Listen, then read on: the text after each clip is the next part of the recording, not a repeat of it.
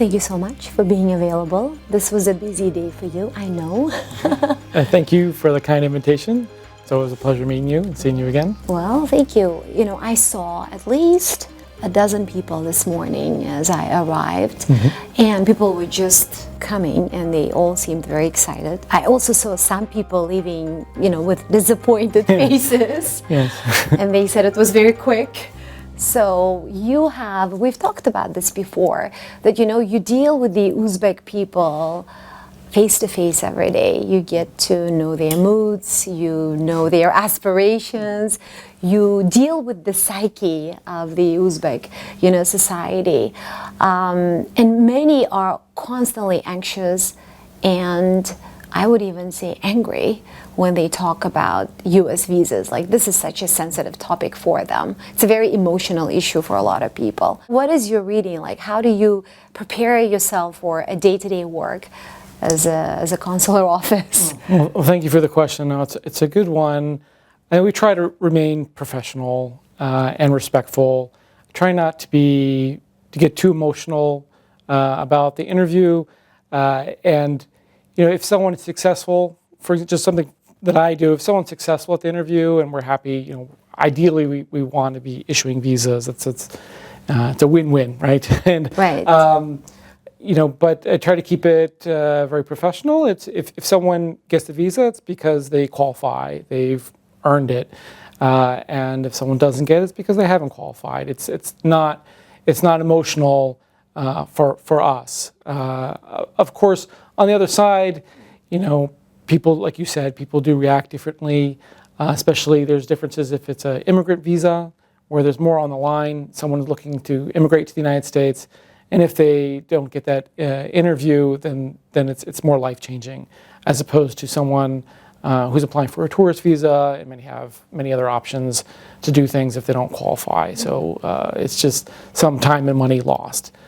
So, you know, by and large, I think people here are very friendly and very respectful at the interview. It's very rare that someone will say something loses it. Exactly. It's unusual, so that does make it easier, I think, for everyone, because, like you said, there's a lot of people in our waiting room during our prime hours, and so if everyone was being difficult, then it's going to cause delays for everyone. So you know, the interviews are short. They're short worldwide. I would say, you know, we have officers who have experiences from all over the world, and some would say our interviews are actually a little longer than, say, that you may get in India, for example. Of course, that's not a consolation to anyone who's refused and may see that, you know, the interview was 4 or 5 minutes and maybe didn't get to present or say what they wanted to say. But we do try to give people the opportunity for that. And the demand is growing, because when we talked with you in the spring of 2021, we were just coming out of the pandemic, and you had a huge backlog, and you had so many things to focus, and you were short-staffed, and I think your staff hasn't grown. No. Yeah, you're working with the same staff, and you told us then that it wasn't expected to grow. No, that's correct.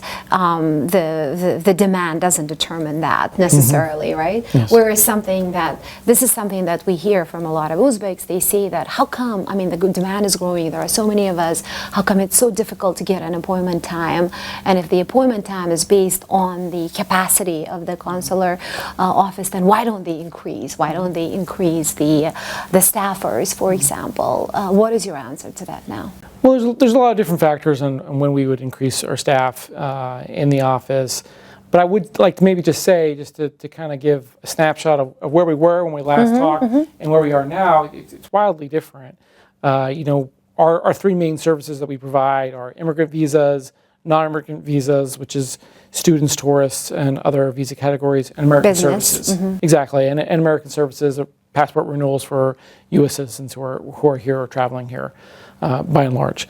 And for 2022, our last year, we had a record number of immigrant visas. We processed the largest number of immigrant visas in any period of time at the embassy by over 20%. Compared to 2021, for example, we processed 6 times as many. So how many are we talking about? So over 6,000 immigrant Wow. visas that Wow. we processed And last year. that's just for 2022. That's just for 2022, and that is just for immigrant visas. And then for American Citizen Services, we also had a record year. We processed the most passports and other services than we ever had at the embassy.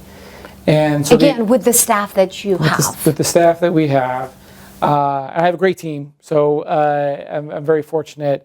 We improved some of our operations, changed some things, but for the most part, we just added more work. We found efficiencies where we could, and recognizing the backlog and other things like that, recognizing demand, we just found ways to add more work. So of those three kind of main services that we provide, our non-immigrant visa services wasn't a record year, but was close. So we had 2 of the 3 were records, and the other one, which is a large category, pretty close. And this year, and we were just ramping up our services every month. This year will be the largest, I think, but by a lot, will be a record number of non-immigrant visas, probably by at least 30% of any other year. So, of course, I think sometimes it is difficult to get a visa appointment. I feel some of it is seasonal. In the spring, for example, I think it was easier for people to book online, and we also do accept expedited appointments for different reasons. And you determine that, right? We Depending determine on that. the application. Yes, I mean right now in the summer we have a high number of students, so student visa applications, and I think this year will be a record number of students, the most students that we've ever processed at the embassy, and we will accept 100% of expedited student applications as long as it's their first time applying here. Now, if they've applied in another country and they want to apply here, that qualifies. But if they've been unsuccessful in Tashkent and want an expedited appointment, that we won't grant. But for everyone else, we guarantee we'll give 100%. So I think today, if you saw a cross section of the applicants, probably a number of them were quite young, Yes. and I think right now on any day, it's probably about 20% of our applicants are students. So it'll be, we're probably 80% of last year's total right now, and we have 4 more months in the year. So it'll be a record year for student applications as well. So just specifically on student applications, if they're coming individually for visas, that would mean, well, we can assume that they are independently applying and independently going there, because if they were going on government programs, then they would be getting their visas differently, right? Sometimes the student visas can be sponsored by the Uzbekistan government, like the El-Yurt Media program. Yeah, so they come in individually. They would still come in individually. Yes, they come in individually. But if they were going, let's say, on U.S. grants, then that wouldn't be coming individually. No, we'll make a special arrangement so they can come in as a So group. more number in student applications would indicate that more people are going there to study. Yes, the interest in almost every category, whether it's immigration, the diversity visa lottery, Just growing. students, exchange visitors, every, I think, segment we've seen large demands. And so even, I guess I'm trying to paint the picture that we've really expanded our operations more than it's ever been. We're processing more services than ever before at the embassy with the same amount of staff. And I think we still have more capacity to grow. Do you issue visas every day? We do visas every day. 5 days a week. 5 days a week. Sometimes, we have those different categories, so we'll do immigrant visas on certain days and non-immigrant visas on others. But no, we're not sipping coffee and No reading breaks. magazines or something. No every breaks. morning. No, I mean, we sense the demand growing because I would say like multiple times more than we did when we talked, 2 years ago. And this is obviously a constant conversation among young Uzbeks, whether here or abroad. And there isn't a day when we don't get a question from our audiences about what to do. And we have very simple answers. We just direct them your way. And then, I know that people follow you on Telegram and the announcements. So each time you issue announcements about offering slots for interviews, there is this high level of excitement, equal disappointment because not everybody can can get there. Yeah. But I would say the most popular question is about the lack of appointment windows. Yeah. So that's something that people really struggle to understand, and we have no answers for that. What do you say usually? So we've changed some of our appointment system since we last talked. We do offer, we figured it was better just to announce when we open up appointments. Before we were kind of opening them randomly because there's a lot of visa facilitators in Uzbekistan, visa brokers, travel agents, and they were booking up a lot of our appointments. They were the only ones that were online all the time, ready to open up to take online slots whenever we offered them. So we decided that it'd be better to just publicly announce we have dedicated hours when we open up visa appointments. That's every Tuesdays and Thursday at 4 p.m. We're opening new appointments. So everyone has equal chance to be online at that time. Our recommendation, we put instructions out is, have completed your application, be ready to make a booking. And of course, during that time, it's very busy. There's a lot of people online, and we do know that we are aware of like some system issues. And when there's so many people trying to, grab appointments, it can be difficult. And some people have to try multiple times. That's one thing. So we do try to kind of level the playing field between visa brokers and the average person. We also picked 4 p.m. because that is a time where, people in the United States, if they're trying to book appointments for their family members, it's early morning, they can still be online. We are looking at other systems to change. There are some plans, and we're exploring ways that would kind of cut down. We wouldn't have to use that kind of online appointment system, and then people would have to pay before they make an appointment. And I'm looking forward to kind of moving on to a system like that because it's unfortunate that even with all the visa demand, we still have people who don't show for their appointments. And I believe that is largely because the visa brokers. The visa brokers, I think they're booking people that haven't necessarily agreed to the visa appointment, but they'll book an appointment for them because they have their application, and then call them later and say, hey, I got you an appointment for October 1. Would you like to go? Pay me this, and then you'll get it. They're just reserving them just in case, probably, but they're not getting enough business then to fill those windows, right? Yes.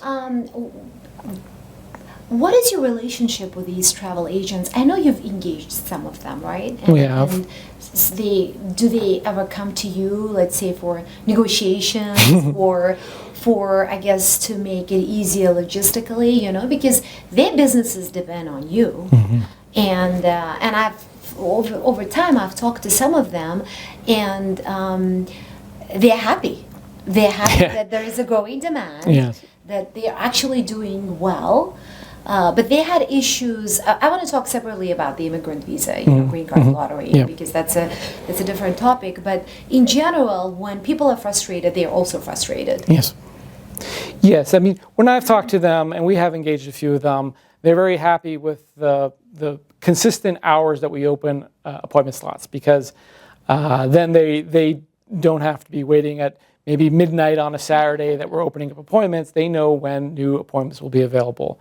And to some extent, I do understand that they have a role to play. If there is someone who our application is in English, there are a number of different questions. If you do have a role where you're helping someone fill out an application accurately, we see that as a service. It's a good service, as long as people aren't being extorted and the prices are extravagant.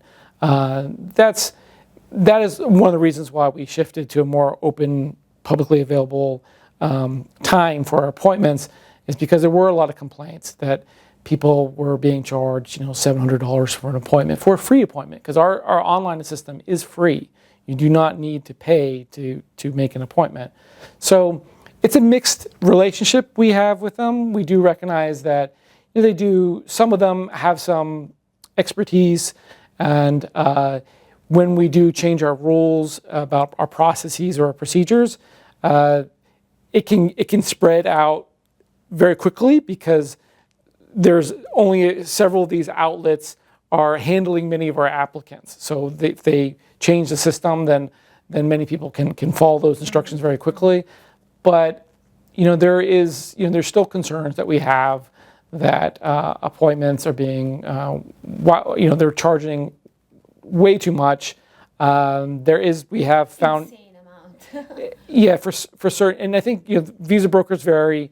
We have found fraud. There has been cases we do find fake documents, and I don't want to paint with broad brushes, but I think some of these visa brokers are also providing some of those services.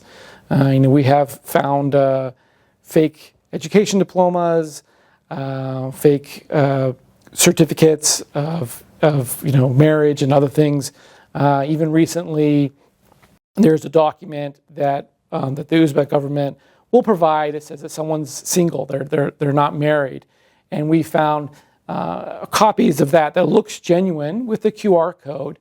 And if you click on the QR code, it does take you to a website, but it's not an Uzbek government website. It's very similar, and that's fraud. So do you report them? We do.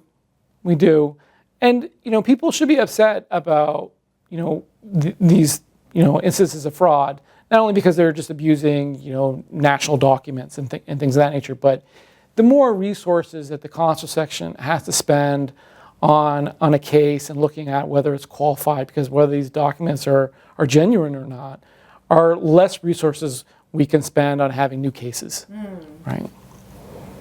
Interesting. We've had Uzbeks complaining about how the consular office here works differently than the ones in other countries.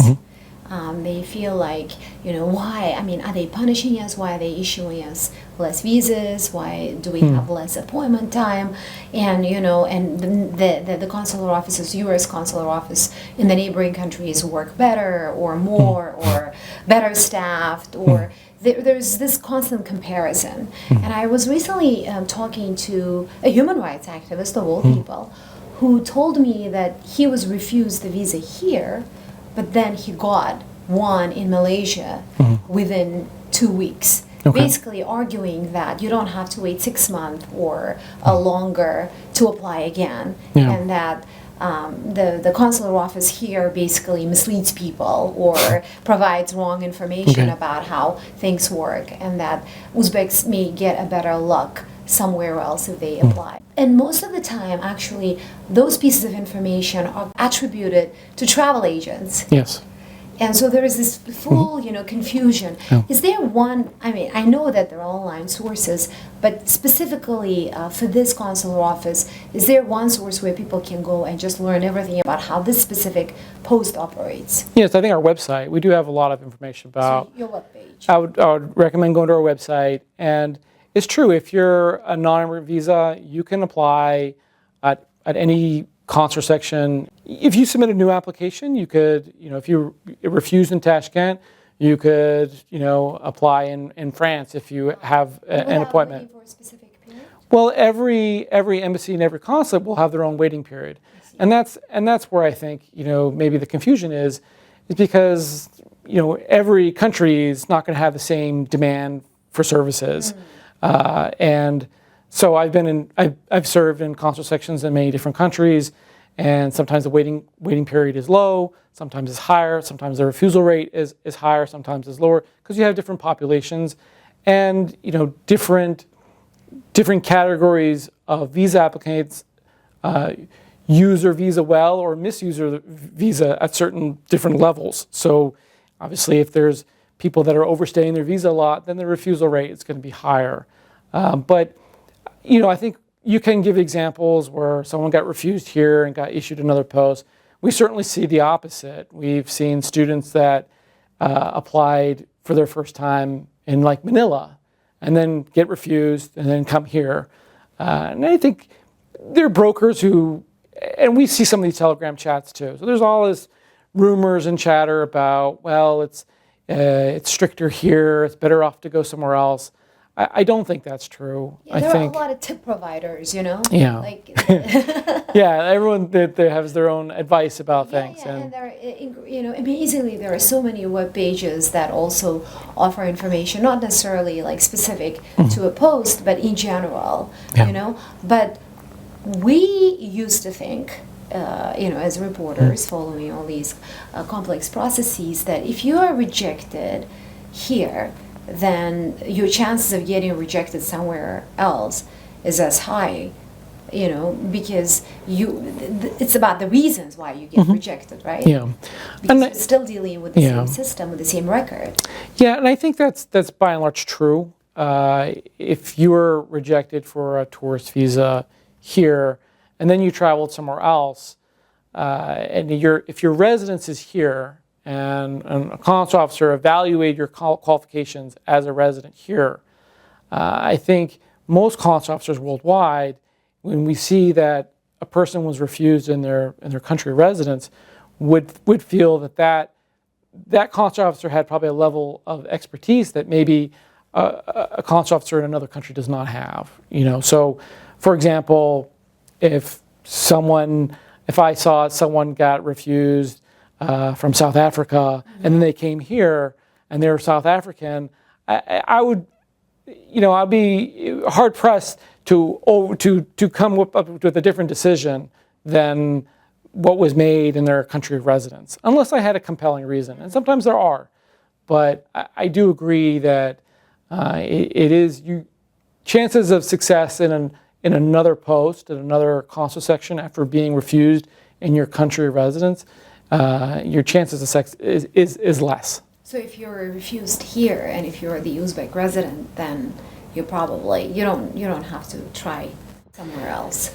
Anyone can do what they want, and if they feel that there was something that the consular officer here didn't evaluate or didn't see, and they have some additional information that they'd like to present, by all means, they can reapply here as well. Or they could, if they can't get a visa appointment here in the time that they need and want to go somewhere else, they're welcome to do that. We and vice versa. We see applicants from other countries here as well. On any given day, we do see lots of Russian citizens, and we see abroad. I was just going to ask that you're getting a lot of Russians here. We do, and I think we've always had a number of Russian citizens because it's convenient. There's a lot of the consular operations in Russia for a number of years have been decreasing, and now it's pretty much non-existent. So Russian citizens are getting U.S. consular services at a wide range of countries, and Uzbekistan, of course, is one of them. For obvious geographic reasons, there's many direct flights to Russia, so it's very easy, I think, for many Russian citizens to travel to Tashkent quickly, and they are able to book appointments here and do. On Green Gard Lottery winners, how is that process going for this year? Everything is on track? Or? Yes, so we're fully scheduled out. I mean, the fiscal year ends pretty soon, at the end of September. And so we kind of ran the numbers because we know how many people have been scheduled for this fiscal year, and we're 25% higher than last year. So 25% more people, more DV winners will get an appointment than last year. So it's a pretty big year. Because we don't have much time left, would you see that that's a priority for you now?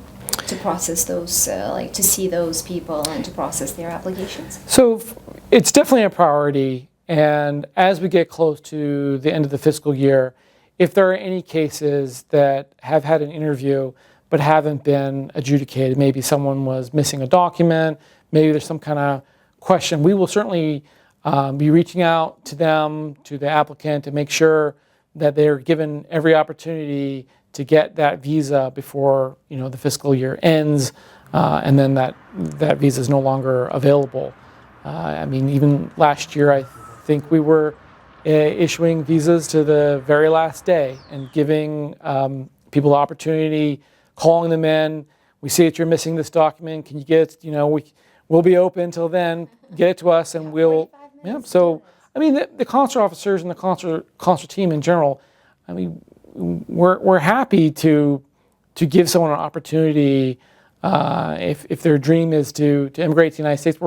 We want that to happen. So it's, I even remember my first year here, came in at 8 p.m. There was one visa case that was pending something, and it cleared in the evening. And I drove in, and I got on the phone with my team, and they walked me through. I was a little rusty on all the printing things, and they talked me through, and we printed that visa before the fiscal year ended. So we want to make it happen for people who are qualified. Of course, there are certain people who aren't, and for the reasons that some of the reasons I provided with fake documents or fake stories and some degree of fraud. Mm-hmm. What happened to the leftovers from 2020, from 2021? Is that like those chapters are closed, those books are closed? I believe those chapters are closed. I know there was some litigation, yes. And I think that as far as I know, that if that litigation is not concluded, there hasn't been any guidance to consular sections to act on anything at this point. So if you couldn't make it, then that's it. I believe it's so. Too late to even try, because they haven't given up. The winners. Yeah. And we still get inquiries. We do as well, and they claim it was unfair.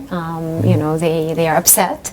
Still, and there are many Uzbeks who are part of those petitions.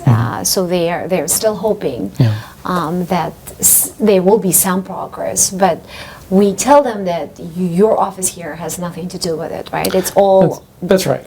Yeah. So if something would change with that, then we would get some instructions about we have to process these cases, and then we would.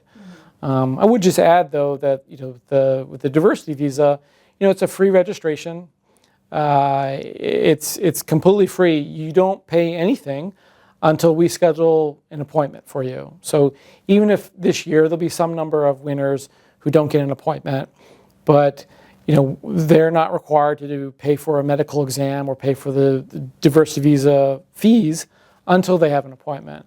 So really, from the registration to finding out that you won, there are no fees. It's a completely free registration. So at least there are no costs that the U.S. government puts on people. Now I know that unfortunately many people do use visa brokers, and so they do pay sometimes significant amounts of money. And there's this is very interesting. Tell me how much you want to get into this, because I do have some thoughts on that. When we listen to the grievances of these people, especially by these people, I mean the winners in 2020 and in 2021, even though it hasn't cost them anything, they feel like they were misled, that they won. And if they won the lottery, then they deserved the immigrant visa. But somehow the United States punished them without any explanation. And they get the part where they know that then President Trump had frozen the program and that affected your work. They get that as well. But they still think that the United States should have done something to also satisfy them. Well, the DV instructions, I think, are pretty clear that even if you do win, there's no guarantee that you'll get the visa. So but I think that's not quite what people upfront. think. And unfortunately, I think just not enough people read that, and they get their information from other sources, or maybe a visa facilitator set up their application, so they're hearing a different story. But it is quite clear on the instructions that winning the lottery is not a guarantee that you'll get an interview or a guarantee that you'll get a visa. And the number of winners actually exceeds the total number of visas that we could issue. So it's oversubscribed because there's a belief that some people will drop out, some people won't apply, some people won't get the visa. So even if we processed 100% of the maximum we could do, there would be a lot of people that still would not be able to get an appointment. And that is somewhat by design. And you do hold, I don't want to say training, but you do have sessions, right, for green card winners every year. You do offer them virtually. We've done some social media events, live ones where people can ask questions, and we do our best to answer them with a consular officer. Also, most weeks we'll put out some social media messages from the embassy, Facebook on different topics, usually recommendations, tips. I definitely encourage people to look at those, because sometimes they're it's very specific information that, like, for example, this document is not something that qualifies for this visa, and so if you bring this in, you won't get it. And then we have, unfortunately, people come in with that specific document. So there is a lot of, we try not to have just generic, please apply for a visa. It's very specific and useful, practical information that I think people could use. The fact that Uzbekistan doesn't have good ratings in terms of following the visa rules and terms and conditions doesn't affect the immigration visa part, right? No. Let's say if somebody, had gone to the United States on a tourist visa or on a student visa, violated the rules, still returned to Uzbekistan, and after a few years, that person then wins the Green Gard Lottery and applies for an immigrant visa. Yeah. Does that history haunt him or her? It can depend. There are certain visa ineligibilities, so it depends on the kind of circumstances. Generally, like you said, if someone went on a tourist visa and briefly overstayed their visa and then came back and applied for a green card and won, I don't think something like that would be an obstacle to immigration. But there could be different circumstances and of violations that would be a visa ineligibility.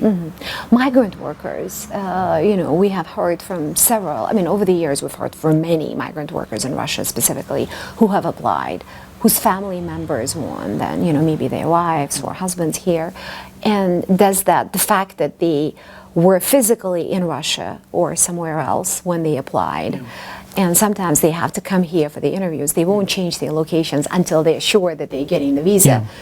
The fact that they are migrant workers, does that affect their status or their case? No, it doesn't. Just to clarify, though, so in the kind of diversity visa process, the embassy role is that we decide how much, based on different priorities and based on our workload, we decide how many diversity visa cases we can do every month.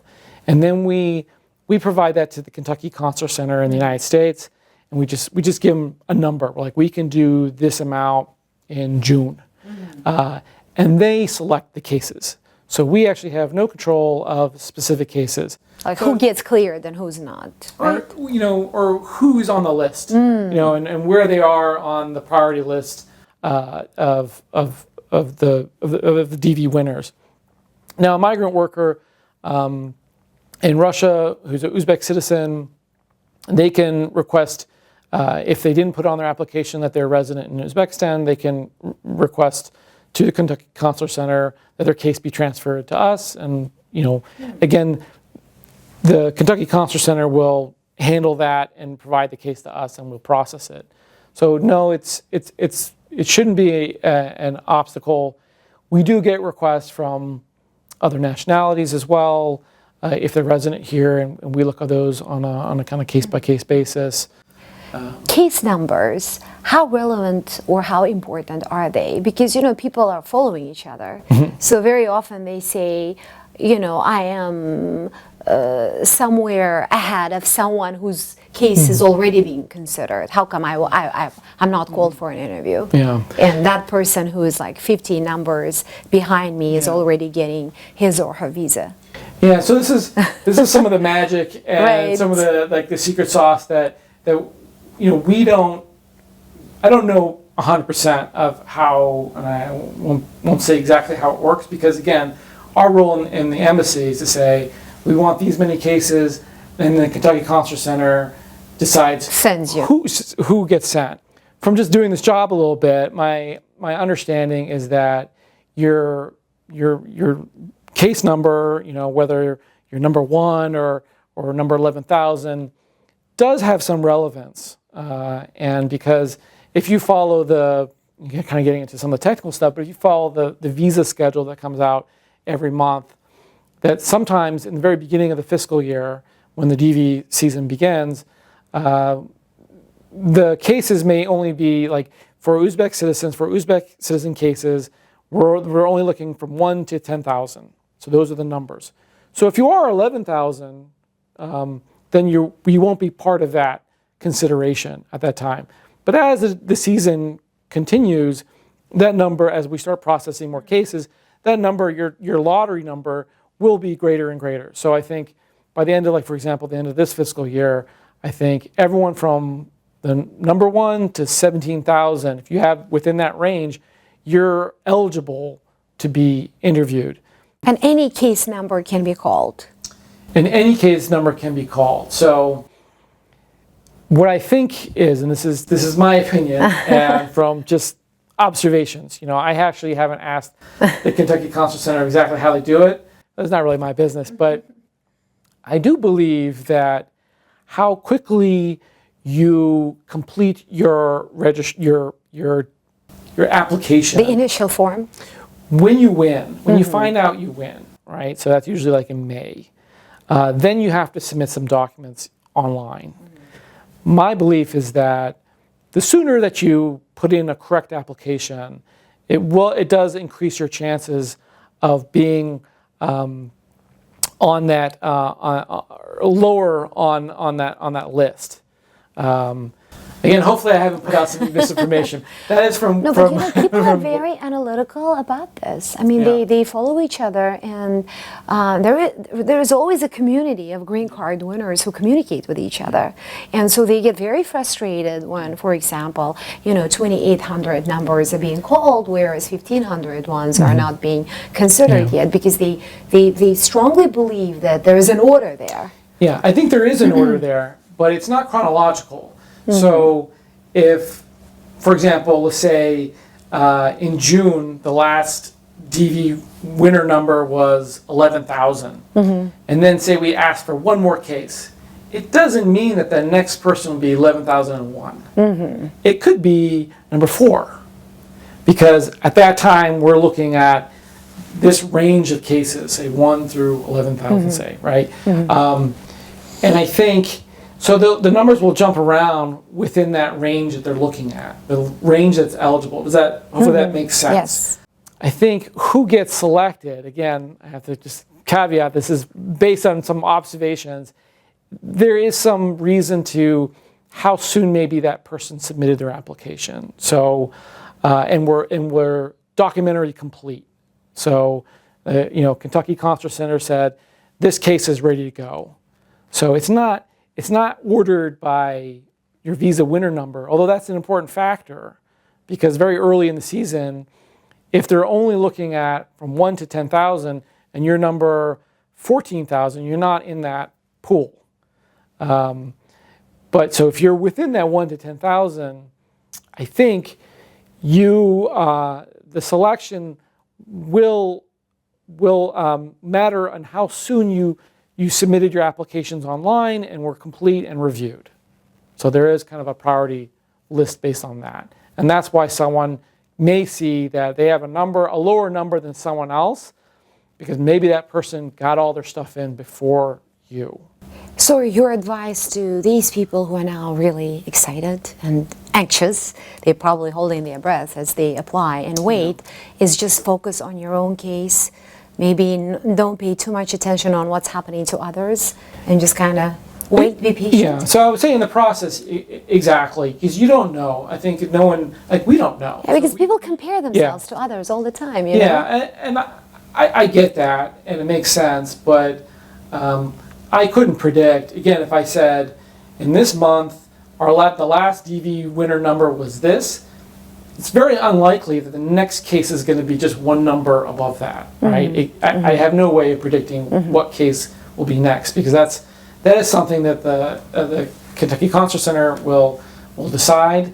So yes, I would certainly say, you could be aware of broad trends, but it's important to focus on your own case and that you're ready, you have all the documents, that if you do get requested for an interview, you're ready to present. So do you get to process every case that the Kentucky office sends you every year? Yes. So, are you obligated to do that? I don't know if we're like legally obligated to, but I think it's good practice. I mean, if we tell KCC that we want 200 cases and they send us 200 cases, well, we'll do those. Okay, because people blame you, this consular office, for not giving green card winners enough time, or immigration visa applicants enough time or space in your day-to-day activity to process their work. They feel like it's unfair that you're also spending time issuing other visas, whereas they're facing a very harsh deadline. Yeah. So they wish that you would just basically sweep all the other visas during the summer and just process them. But that's impossible. That's true for everyone. Students wish that we were just focusing on students. Tourists wish we were just focusing on tourists. DV winners. Yeah. But we do all of them every week, and some of them we do every day. So that's the challenge, where you have to balance the different obligations that we have. And as I kind of said in the beginning, if you look at last year and you look at where our trend is this year, it's all more than the embassy has ever done by a lot. And of course, we still have a lot of demand, and it's probably not very comforting to tell someone that this year we'll have processed more non-immigrant visas than ever, and this person had a hard time getting an appointment or was unable to get an appointment. I understand that, but that is just kind of the overview of I think of the progress that we have made. You've clarified something to us before, but I think we want to stress on that again. So the fact that you win the Green Gard Lottery doesn't mean that you get selected, or your initial application for immigrant visa will get accepted. You need to get sort of like clearance from the Kentucky office for you to be processing that. That's right. So and that's what's happening right now. It's because whereas we're near the end of the fiscal year, pretty much everyone that we can schedule for this month and next month has been notified. So, so people know that if they haven't been notified, that they're most likely not going to get an interview with us. So if they haven't heard anything from the system, that means their applications haven't gone through. That's right. That means that the Kentucky Consular Center has not scheduled their case with us. And there is nothing they can do about it. Not really. Not with us, because we've told KCC this is how many cases we can do. This is our capacity. Of course, also like I mentioned earlier, in September, that last month, we do want to focus some of our resources on the cases that are pending with us now, to make sure that everyone who's already had an interview and maybe they're just missing a document, or that we spend a little extra time on them to kind of get them over the finish line.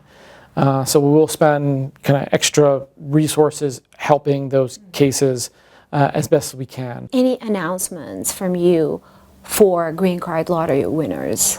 Like, that is really important at this time for them to keep in mind. We're expanding as best as we can. We've scheduled, again, 25% more this year than last year.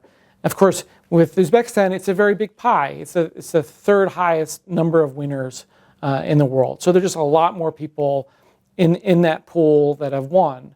And the way the system is, the system is not engineered in a way where every winner would be able to get a visa, because there are restrictions on how many visas can be issued per country. So even in the most ideal situation, there would be well over 1,000 people that would not get a visa. So 7,000 is the max for Uzbekistan, right? You cannot issue more than that.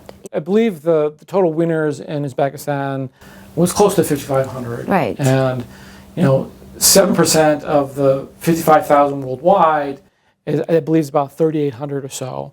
So it's generally the maximum number of people that actually can have the visa. But then you add their family members to that, and that's how you end up at... No, but their family members is a visa, because each family member does get a visa, so that number is included. Now, of course, So it's not a plus, it's within that number. It's all together. It's all together, yeah. Each, if you're a family of 5, then that's 5 visa numbers. It's not just one. It's not per winner, it's per visa recipient. That's right. My advice would be to do the DV registration on your own. It is not a difficult document. It's quite a simple and free process. I understand people will go to brokers or facilitators, and some maybe choose a certain one because they're luckier. If you use a facilitator, check their work, because unfortunately we see people that get disqualified for very basic reasons. They didn't include all their children on the application, which is one of the requirements. It's very, the bar to get the DV is relatively low compared to other visa categories. And the instructions, I think, are not so cumbersome and complex. You need to list all your children. You need, your biographical data needs to be accurate. But we see people that will go through the process. They've forgotten to put one child, or maybe didn't put their spouse. Maybe they have twins, and Hassan and Hussan, and they're switched. They enter them wrong. They mix them up. Their date of birth is wrong. So if you use a visa broker, check their work. Make sure they're typing, they're spelling things right. They put the correct date of birth, because these all simple things could be disqualifying. And it is a bit heartbreaking for our consular team, because there are rules to the program, and it's our responsibility as consular officers to apply them and follow them. And we don't particularly enjoy disqualifying a family for a minor technicality, but divorced versus separated. We've been asked a lot about that as well. It's not easy to get divorced in Uzbekistan, especially if you have children. So some people have put there as divorced while they are still separated, or they hope that they get divorced by the time this gets processed, and that never happens. Yeah. So what if the person put separated? That doesn't work, right? So at the time of registration, when you're filling out your DV registration, if you're not divorced, then you're married, right? So separated means you're still married. You're still married. So at the time of the DV registration, so if you don't have a final divorce, then you need to put married. If you have children that are yours, but they live with another family, they're still your children. You need to include them on your application. And there is no way you can choose to be single. You will not treat them as single. Well, if you are single, then you can. No, but you cannot say, well, I don't care about my children, or I just want an American life. Well, I just want to leave everything behind and I'm going there. On your DV registration, if you do have minor children, you need to include them. Now, there's no requirement that when you come for the DV interview that you have to apply for visas for them. Right? Exactly. You can leave as a single person. Yes, and we do see that. I mean, we do see a number of people that usually it's the husband like, I'm going to go first. I'm going to set up the life in the United States, and then I will bring the rest of the family later on an immigrant visa, and obviously not the diversity visa. So they're not applying for visas for the family members, and that's totally fine. The key part, though, on your DV registration, usually it's a November timeframe, October, November, when the DV registration opens, and you see all the kiosks all over the country. If you're married, you need to put you're married. You need to include your spouse. Later on, if you win, and during that time you got divorced, that's fine. You can present your divorce certificate. There's no concern. It's just at the time of the registration, the information on your registration needs to be accurate. Be as honest as possible. Be as honest as possible. The instructions are pretty clear on this. So, but unfortunately, a lot of people will leave this, in the hands of a visa broker. Oh, they must be the experts. I'll say that we do see a number of people get disqualified because of date of birth errors. They didn't include all their children, and that's where unfortunately some of the fraud then is created. Because to give you an example, if someone left out a child, forgot to put their child on the registration, then they win. And then maybe the broker then realizes, okay, you're going to have a problem here because you didn't include this child. And then they'll try to get some documents to explain that. That won't work. It's too late for you. We catch a lot of fraud. Mm-hmm. We have an excellent team that we see. But you cannot correct the wrong information that was provided to you by the agents, right? You can't. Well, people will try to explain it and again say well, that child wasn't included because a child passed away. And so they'll present some document to show that, just to give a kind of horrible example. But we do see this. But you don't help people, let's say, we've also heard this, that they've been misled or they have been, let's say, fooled by these travel agents. You can't help them. You can't address that grievance, right? That's not, you have no role there. Yeah. We're trying to help them. I'm trying to help them right now by telling them, be involved, fill out your own registration, or at least, at the very least, confirm what they're submitting before.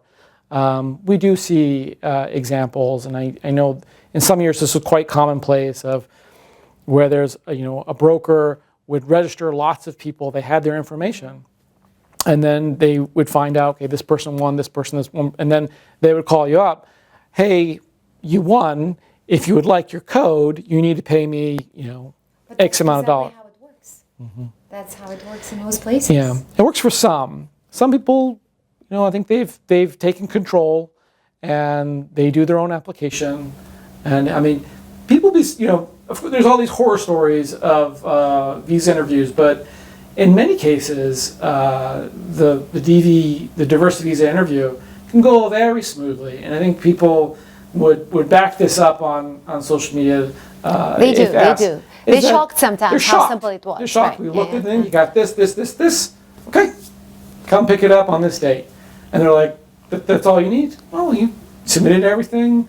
Yeah. And they're usually very surprised how not costly it is as they imagine, because there is always this discussion about how much it's going to cost me to get there once I win the lottery, and then they'll figure it out. If you're one person, I think it costs you $330 at the time when you come to the embassy, and then then the medical exam fee. Mm-hmm. And if you paid for anything else to get your other documents together, but if you had your birth certificate, you had your diploma, and all, if you had that already, then you're good. And many people are shocked that how quick the interview can go if you're prepared and organized. And then of course there's other cases where there's that fraud, and then that slows us down. And again, I just emphasize, if there was less of that, we would be able to do more. But if every interview was 4 minutes and we just look through this, you got this, and you go, we could do more. But we do, every time, we have to take a step back, look, wait, something doesn't match up, this doesn't make sense, okay, now we have to spend some time on this. And that prolongs the case. That restricts the amount of cases we can do, to be completely honest. So let's talk Mexico now. Going to the United States through Mexico has become such a popular thing among Uzbeks. There isn't a day when I don't get engaged here in Uzbekistan about that. People think that it's okay to go through Mexico. People believe that many are finding their way into the United States through Mexico. So no matter what we report about, how dangerous it is to travel through Mexico or through that side of the world, and how illegal it is to try to do that, people are still pursuing those. And I'm sure you've seen the recent reporting by the Uzbek media on those dangerous journeys. I'm curious about your analysis. Why such attraction? Why at this point so many Uzbeks do you think are choosing that option? Yeah. Well, I think it's a million dollar question. Is this because you're obviously, I'm asking you because you're the consular professional. Is it because they believe that U.S. is more open? I think there's a certain element of people have seen others do it, and there's an opportunity for them to kind of emulate that and do the same. I think there's also an element of kind of things we talked before with visa brokers. There's a lot of money in selling this. A lot of smugglers are making lots of money, $20,000, $30,000. More than that. To promote this, to kind of build this up as an option because it generates money for them. And it's unfortunate because it's tragic. We have seen families who have taken loans from these smugglers to pay to go through this kind of dangerous route. So I think just as we sometimes see, a surge of maybe unqualified students applying for visas, and I think some of that happens because there's a push by third parties to say, oh, everyone, you can afford it, it's easy, go ahead and put your application. They're making money off of selling that option, and so I think that is a component. And I appreciate the reporting that you and other journals do to show kind of the darker side of that. The side where it's a very dangerous route.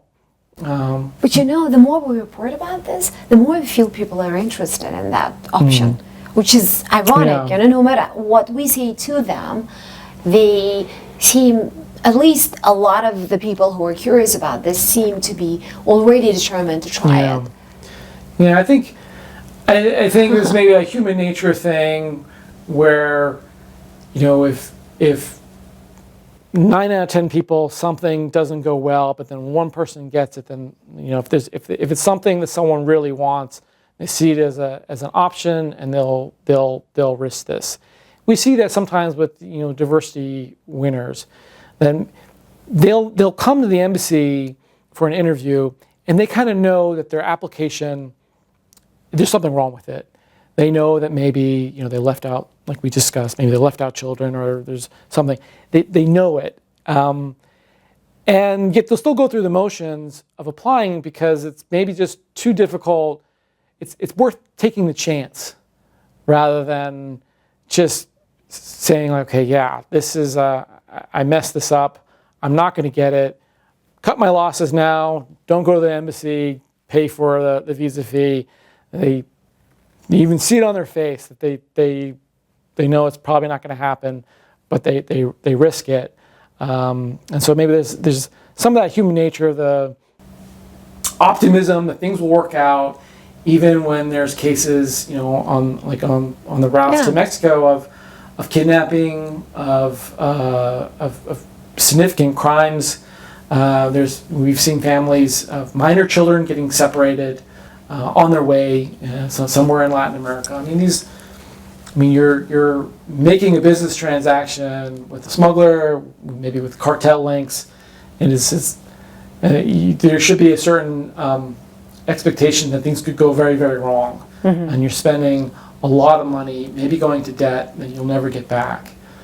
What we hear very often is like, well, as long as I can make it to the Mexican border and end up asking for political asylum, I'm okay.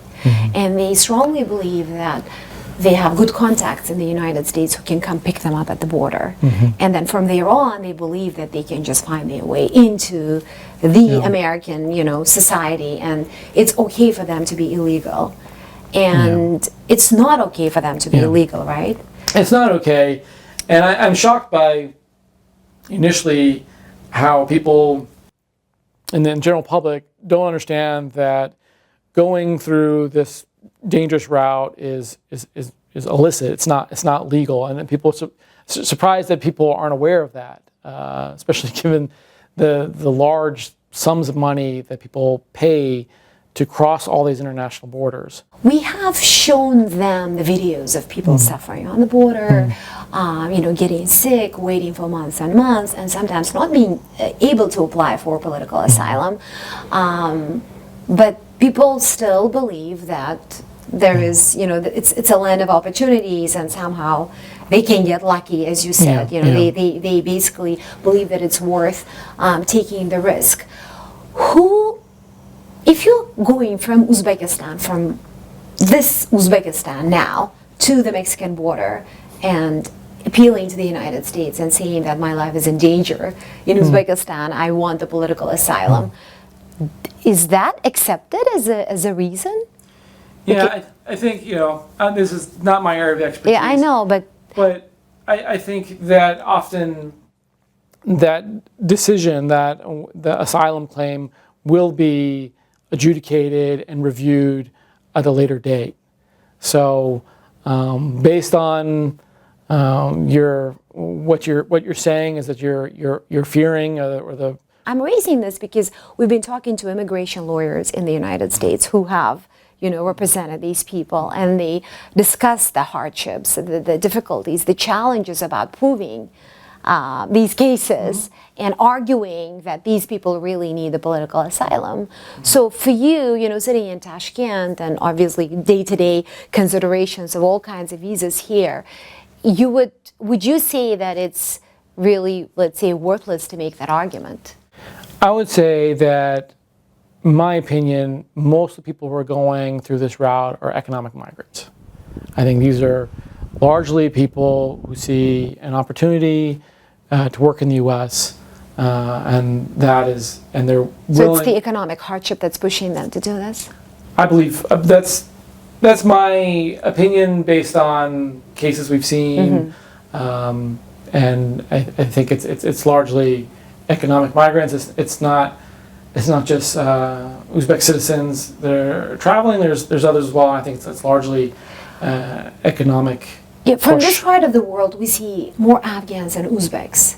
Interestingly, we haven't seen, at least, we've seen some Kyrgyz, but not Kazakhs, for example, and definitely no Turkmens. But Afghans and Uzbeks are in large numbers. Yeah. We don't have the, the data, but at least from our own qualitative research, we see more Uzbeks. Yeah, and those numbers have fluctuated. We're following it closely, and we're in cooperation with other U.S. government agencies and departments, as well as other partner countries, because this route goes through many different countries. So including Japan. Yes, yeah, sometimes.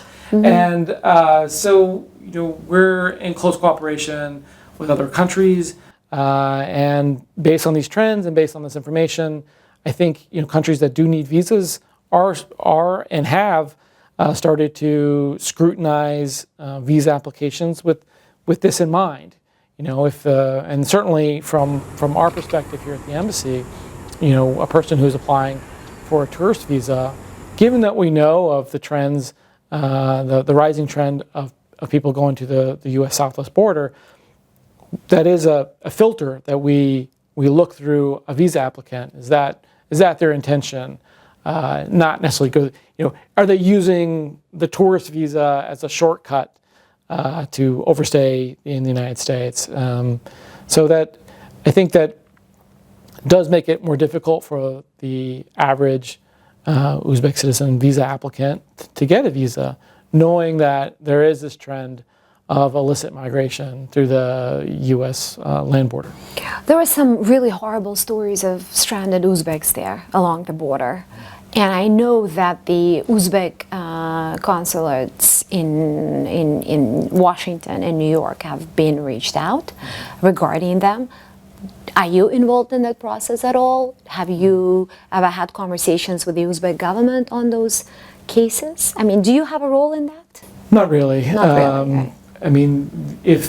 If Uzbek citizen stranded in Mexico needs consular assistance, that's my counterpart on the other side. So while we've had some conversation of these larger trends in general, that is not something we So play the a role Uzbek in. government then directly deals with the homeland security there? Well, I think if a person's stranded in Mexico, I think the Uzbek government would work directly with the Mexican authorities. Yeah. So U.S. has nothing to do with it, as long as it's on the other side I mean, of the border. in general, I think, if you're a foreign national stranded and need assistance in another country, it's that country, that host country. How that would about assist. those Uzbeks in the detention centers? Then that's something, if they're U.S. government-run detention centers, then I would expect that there's probably some level of cooperation. So if you're an Uzbek here now, whose relative is lost or somewhere there, who do you go to for help? What would be your recommendation? I think, it's... Because it's- we have people Yeah. who've been missing.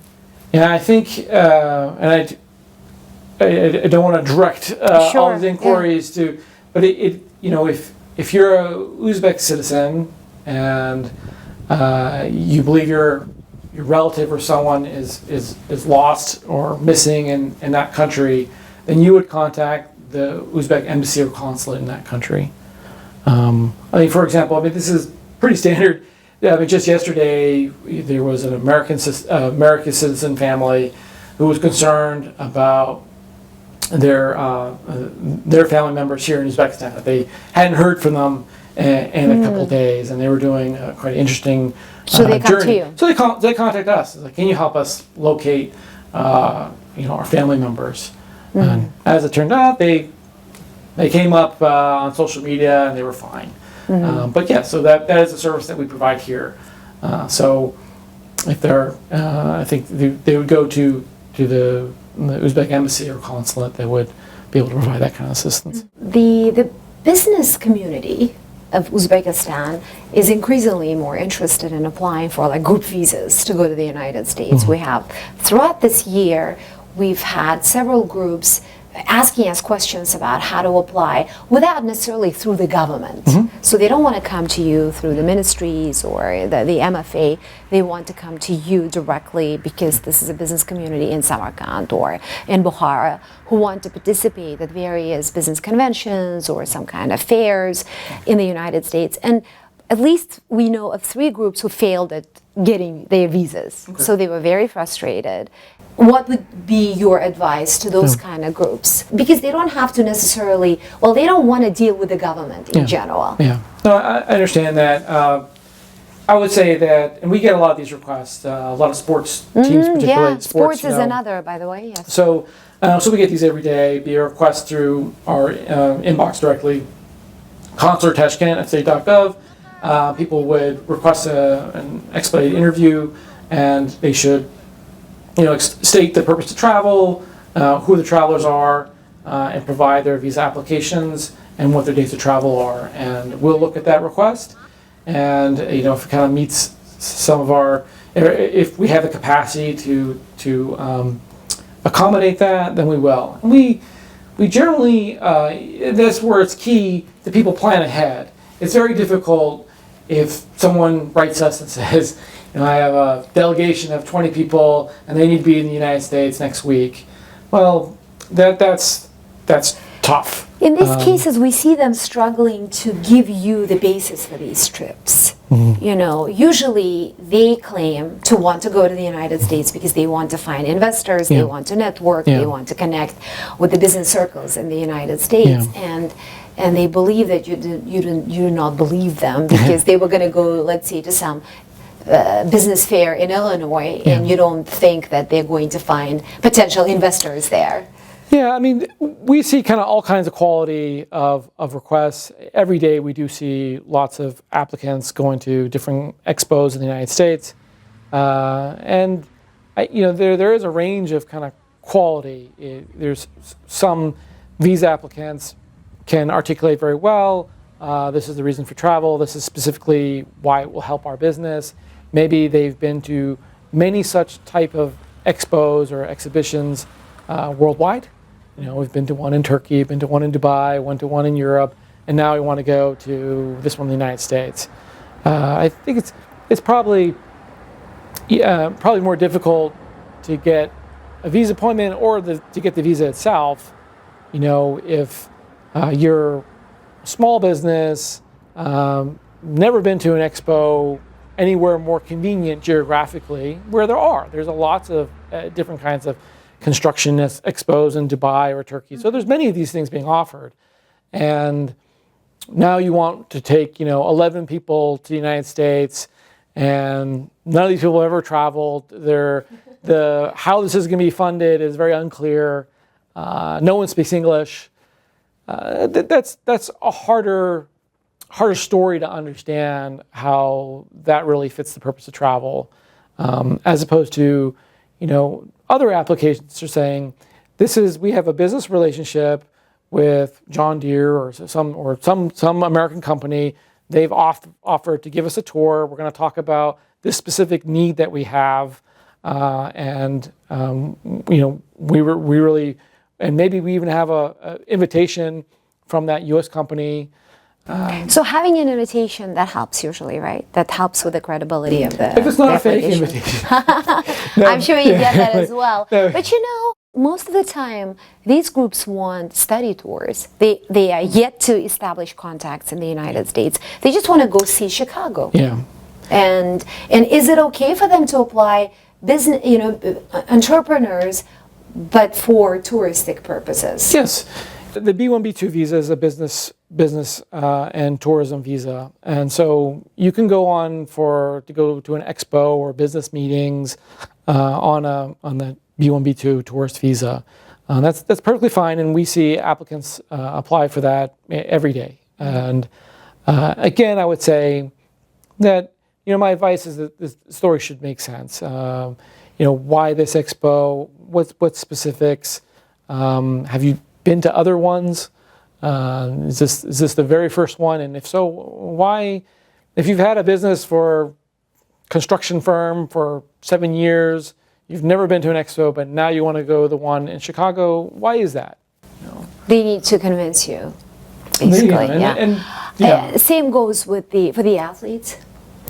For the athletes, that's where sometimes like the Uzbek government can provide, if they do know that, like for example, the Uzbek national soccer team, right, the national football team, is going to be playing some games pre-World Cup in the United States. So it's helpful to know, if the Uzbek government says, here's a list of the official players, because although I'm a fan of the national football team, I do not know all the players. I know a few. But it's helpful to know, okay, these are all people that are legitimate players. With soccer being such a national treasure in this country too, the government is more willing to do that. But when it comes to like wrestling associations or other like clubs, these entities don't necessarily want go through the government. They want to participate in some at some private event, or it's within the clubs or federations at that specific sport. You know? I mean, I'll say that just in my memory of the last year, we've accommodated a lot of sports teams, wrestling, boxing. We had skiing and snowboarding people going. We've had equestrians. So there was a I think they even brought the horses, I think, from Europe. So there's a tennis. There's a wide range. I mean, there's a lot of sports in Uzbekistan and a lot of very skilled athletes. And so we do try to accommodate them for visas. But I think to the point where you're getting some of these requests, there are a lot of local karate or jiu-jitsu or judo. There's a lot of those. And they don't necessarily have invitations, and they don't necessarily have strong relationships, but they still want to participate, and they find out usually online that there is a way to be part of it, and they want to go and they want to check it out, but they struggle in terms of convincing you. Yeah, I mean, one of the reasons probably they struggle a little bit is we have seen misuse in this area. We have seen people on these teams not come back or stay much longer than they said they were doing, or you could have a team and there's lots of extra staff. There's 7 players, but 3 assistant coaches, the referee. Some of these groups are padded by people probably aren't in these positions, but maybe they have maybe they're funding it or something like that. So that kind of erodes some of the credibility. The financial resources, that's not the main requirement, right? We've talked about this before. It's not the main requirement. You need a financial guarantee, but it's not everything. It's not everything.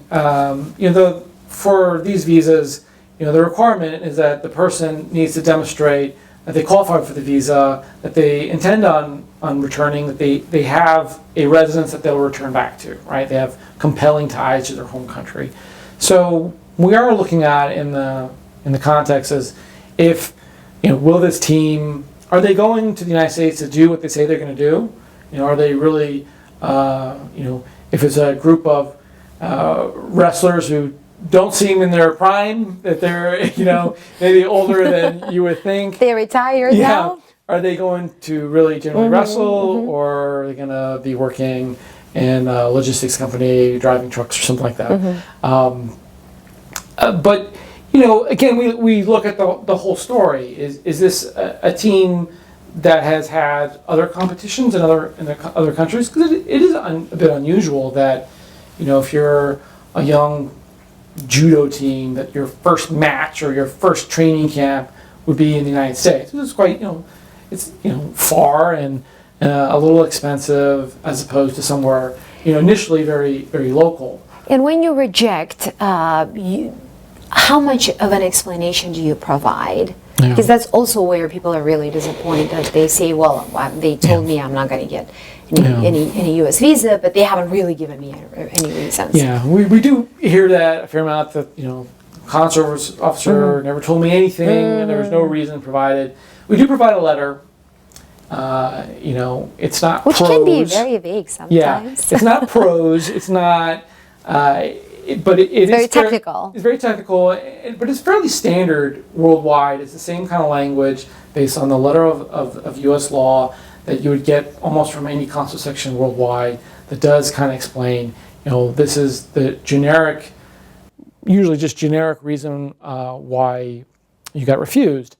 We don't have the time to get into the details with every applicant, which you probably wouldn't want to do anyway, because it just but more and more Uzbeks are interested to travel independently, and more Uzbeks seem to be able to afford that kind of travel, and they want to travel to grow professionally, to connect, with the industries that they're in. For example, they want to travel for trade purposes, including journalists, including artists, including educators, and they're constantly looking for ways to do that. And even if they get rejected, they want explanations. Yeah. So I would say that they do get a written explanation. It may not be something that they're satisfied about. But I would also say go online. Go on our website. Go on the Department of State's website.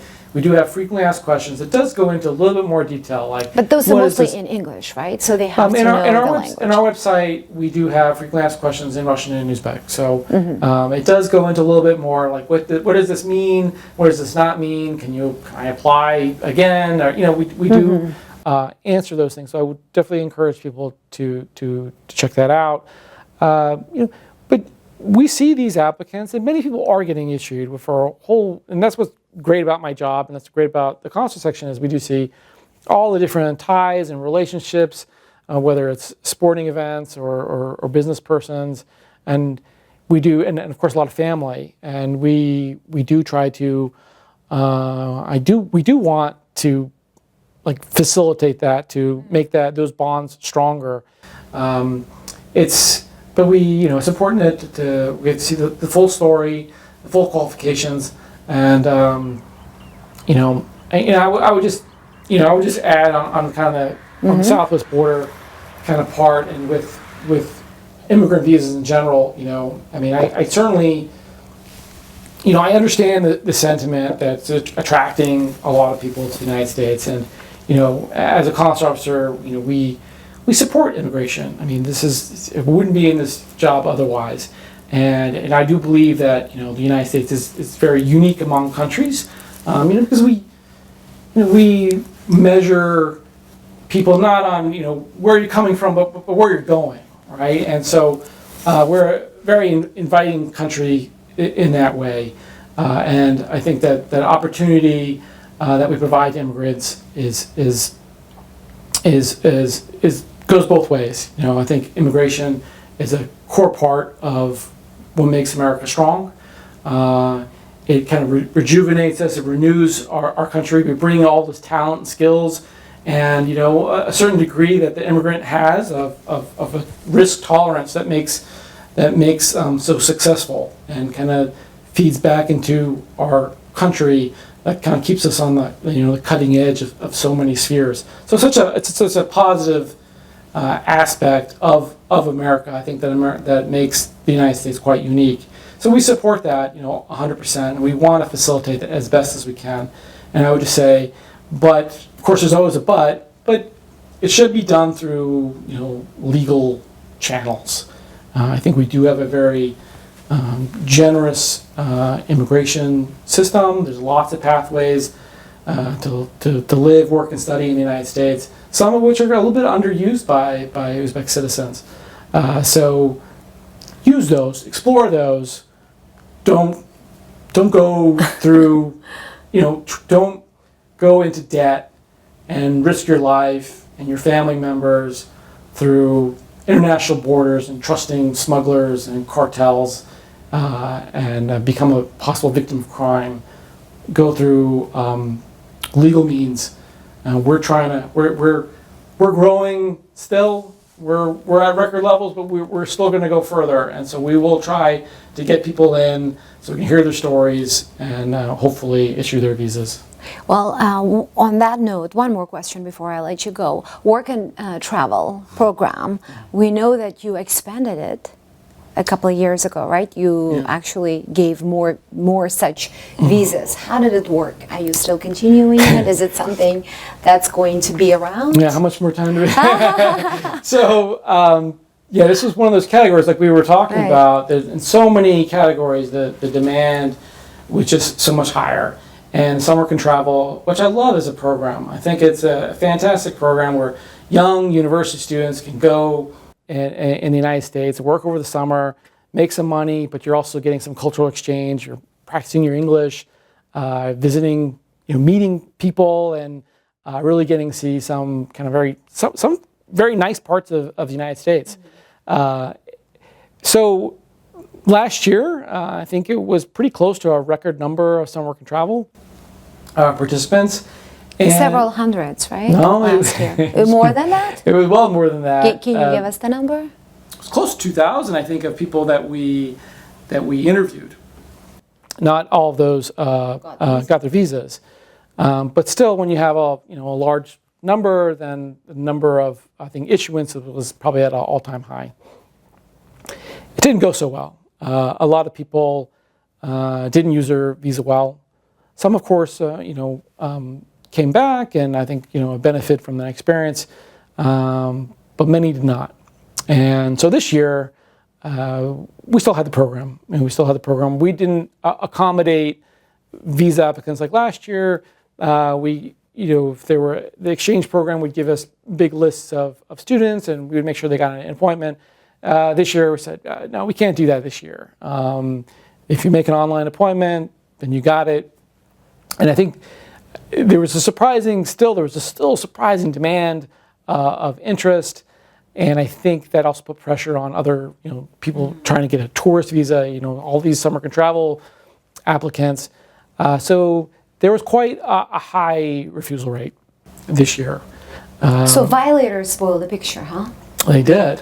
I mean, we tried to look at every visa applicant on their own qualifications, but at a certain basic level. When you're a young student that doesn't have as many compelling ties to your home country, it's a harder thing for them to do. And so that's where trends do play a role. And if we see large-scale misuse. So I talked to at least two people who ended up staying, and they were and then they were the students of some prestigious universities here in Tashkent. My advice to them was go back. Go back to Uzbekistan, finish up your studies, and if you really want to come back on a graduate program. Like, make sure that the doors are open so you don't do this.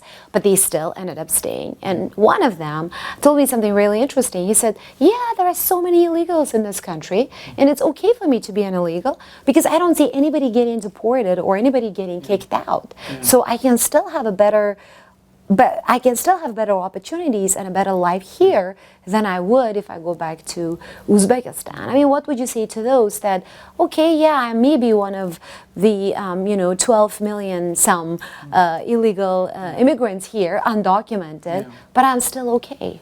Well, I think a lot of people are attracted to go to the United States because they want a part of the American dream. But and sometimes immigrants embody that, embrace that more than Americans, right? Which I think is actually probably a great thing. Help immigrants remind us of how the U.S., the United States, is a unique country. But if you're in not a legal status, then I think you've placed obstacles on your own in front of achieving that dream. So I don't. Of course, everyone will make their own calculation.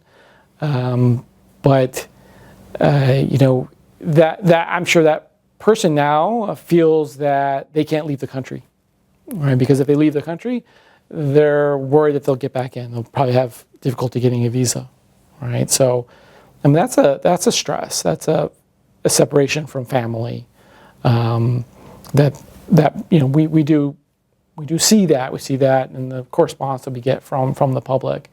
I'm not going to put a judgment on that, but I think there's many accounts and stories of people who are in that situation.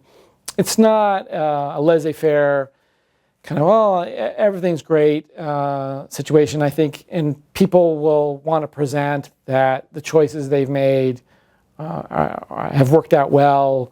It's just like social media, everyone presents the best picture of your life, but I think underneath that, that is hard, right? Not being in a very safe and secure status in a country, subject to certain changes and rules, is not a situation that I would want to be in. Well, thank you. We can continue this conversation forever. I have other questions coming to mind, but I think we will leave some for the next conversation. Okay. Look forward to it. This is a regular thing, and I know that our audiences really appreciate this, and they find it very useful. So thank you so much. No, thank you. My pleasure. Thank you.